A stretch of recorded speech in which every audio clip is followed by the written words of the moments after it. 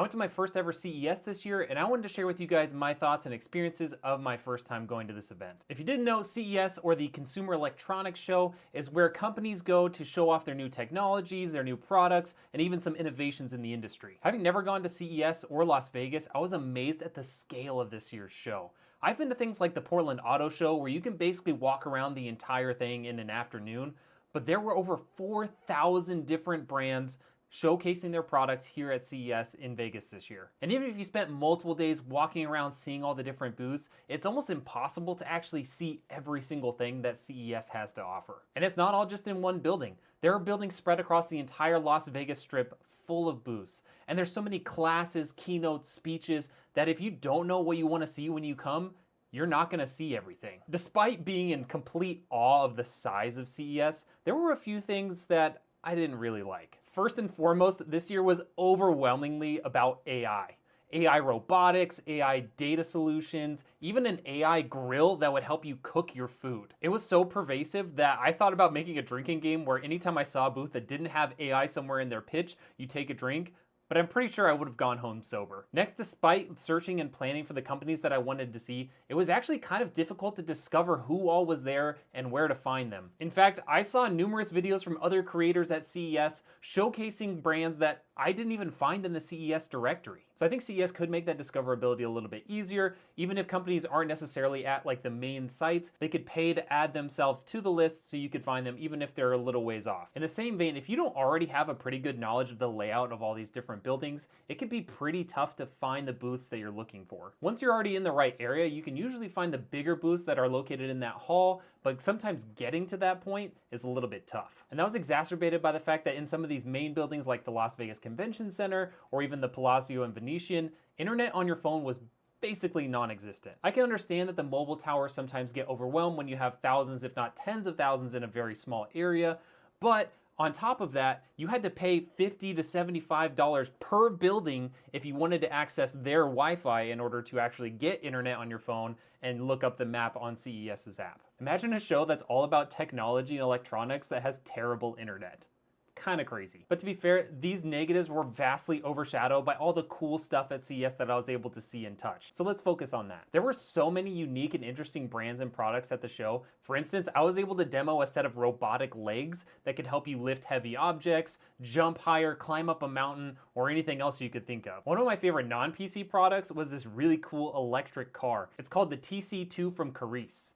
I think I'm saying that right. As a car guy and background mechanic, I'm a big fan of cars that focus on the actual driving experience rather than the electronic gadgets and fancy bells and whistles. The TC2 is designed to look like a 50s or 60s roadster, but with an electric powertrain. No digital displays, no modern features. Just analog dials, toggle switches, and a beautifully designed modern classic car perfect for just taking a drive. It's probably a good thing that they're not available in the US yet because I would have been putting in an order right away, despite not having the money for it. Here are some of my other favorites from the show this year. Up here, a small form factor PC case made almost entirely of aluminum, designed by a true artisan. It can fit the largest GPUs on the market, it has features for external cable management, it has mounting for VESA so you can actually mount your monitor directly to it, and there's an option for built-in speakers, so you really don't need anything other than a mouse and keyboard to go with this PC case. Next was the GameSir booth. I spent some time talking to the CEO of GameSir Controllers, and they're a company who's passionate about making controllers for gamers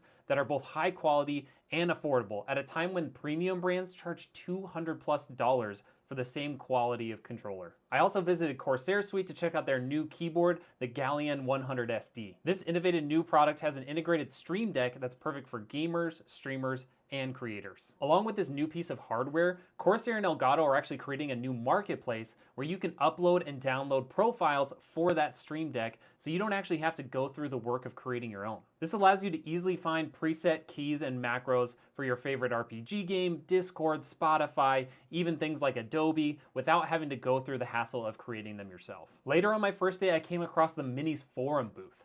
They're probably best known for their mini PCs, but what really caught my eye was their motherboards. They had both an ITX and MATX motherboard design that comes with a pre-installed high-end mobile CPU, but it has the format and connections necessary to be built into an ITX or MATX small form factor build. It's a really interesting fusion of mobile and desktop hardware, and I'm really excited to get to review them sometime this year. And speaking of CPUs, I was able to tour the AMD suite. Once I walked past all of the enterprise AI stuff, I found was probably the sleekest computer I've ever seen. HP designed an AMD powered computer that fits inside of a keyboard. It has everything you need from a laptop minus the built-in monitor. With an easily replaceable battery, SSD, even a wireless card, this thing is even better than a laptop in a lot of use cases. Because all you need to do is connect a mouse via Bluetooth or USB-C, and then connect up your monitor via the other USB-C port, and you have a fully functioning computer with the cleanest desk setup you could possibly imagine. The last one that I'll mention in this video is Tacomas. Now, I hadn't actually heard of this company prior to CES, but I was really impressed with their innovation in PC cases, AIOs, and fans. They had some really sleek integrations of LCD screens both in their cases and in their AIOs, and their designs for fans that would magnetically attach to the radiator would make building with them a breeze. They even had an AIO where the CPU cooler block looked like a tiny PC. I love it. Well, after 2 days of wandering around and gushing over all the tech at CES, here's a few things that I learned from my first visit. First, I needed to dedicate more time to see everything. I had around 1.5 days there, and it was not nearly enough time to see everything that I wanted to see. It also didn't really leave me with enough time to watch some of the keynotes, which I really would have liked to attend. Additionally, I would have also wanted to dedicate some time for networking with other creators and brands. Not only would this have made the trip more enjoyable, getting to spend time with other creators who are excited about tech, but also time with brands would undoubtedly lead to more sponsored videos and more products to review on my channel. And in the same vein, in future years, I want to set up appointments with some of these brands that have more exclusive booths. For example, I wasn't even able to get into the LG booth because I don't have a relationship with their company. This year's visit also made it clear I need to do more research up front to find all of the companies that I want to see. Whether that be reaching out to them directly or searching online outside of the CES directory to see if they would be at CES and where their booth would be located. The last and arguably the most important thing I learned this year